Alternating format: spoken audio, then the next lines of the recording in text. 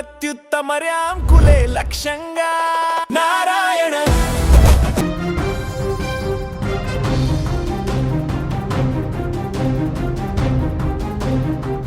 అప్పటి వరకు అక్కడ డప్పుల మోతలున్నాయి. గణపతి బప్ప మోరియా అనే భక్తి నినాదాలతో ఆ వీధులు మారుమోగిపోయాయి.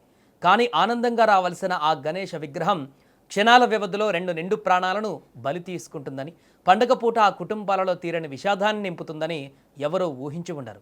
22 అడుగుల భారీ గణేష విగ్రహం కూలి 2 మృతి చెందినటువంటి ఘటన స్థానికంగా విషాద ఛాయలను నింపింది.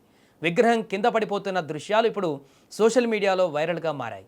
మహారాష్ట్ర వ్యాప్తంగా ఎంతో ఘనంగా జరిగే 10 రోజుల మహాపండగ గణేశోత్సవానికి ముంబై నగరం ముస్తాబవుతున్న తరుణం అది.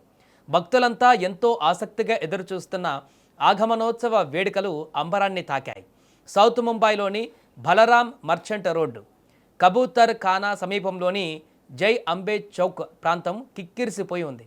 భూలేశ్వరాచా రాజా విగ్రహాన్ని భక్తి శ్రద్ధలతో పండగల తీసుకువస్తున్నటువంటి ఆ ఊరేగింపులో పండగ కళ ఉట్టిపడుతోంది.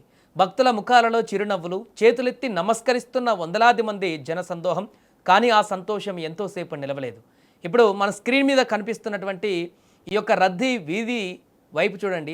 ఆనందంగా సాగుతున్నటువంటి ఆ ఊరేగింపులో అకస్మాత్తుగా ఒక పెను ప్రమాదం ముంచుకు వచ్చింది.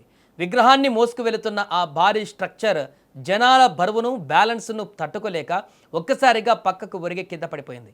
ఆ క్షణంలో అక్కడ ఒక్కసారిగా పెను గందరగోళం చెలరేగింది. భయంతో పరుగులు తీస్తున్న జనాల ఆర్తనాదాలతో ఆ ప్రాంతం దద్దరెళ్ళిపోయింది. క్షణాల వ్యవధిలోనే ఆనందంగా ఉండవలసిన చోట విషాదంగా మారిపోయింది. సమాచారం అందినటువంటి వెంటనే ముంబై ఫైర్ సిబ్బంది, పోలీసులు, 108 అంబులెన్సులు హుటాహుటిన ఘటనా స్థలానికి చేరుకొని రెస్క్యూ ఆపరేషన్ చేపట్టాయి.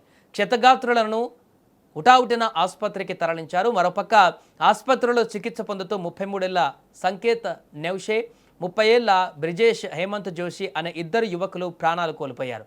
ఈ ప్రమాదంలో 2 చిన్నారులతో పాటు మరో 5గురు తీవ్రంగా గాయపడ్డారు. ఈ విషాదకర ఘటన మహారాష్ట్ర వ్యాప్తంగా ఉన్న ప్రతి ఒక్కరిని దిగ్భ్రాంతికి గురిచేసింది. పండుగ సంబరాలు జరగవలసిన చోట ఇలాంటి ప్రాణనష్టం జరగడం అత్యంత వేదన కలిగిస్తోంది. భక్తుల రద్దీ ఎక్కువగా ఉండే ఇలాంటి మతపరమైన ఊరేగింపులలో నిర్వాహకులు తగిన భద్రతా చర్యలు తీసుకోవడం ఎంత ముఖ్యమో ఈ ఘటన మరొకసారి కళ్ళకు కట్టింది. దేవుడిని నమ్ముకొని ఊరేగింపుకు వస్తే తిరిగిరాని లోకాలకు వెళ్ళిన ఆ యువకుల కుటుంబాల బాధ వర్ణాతీతంగా మారింది.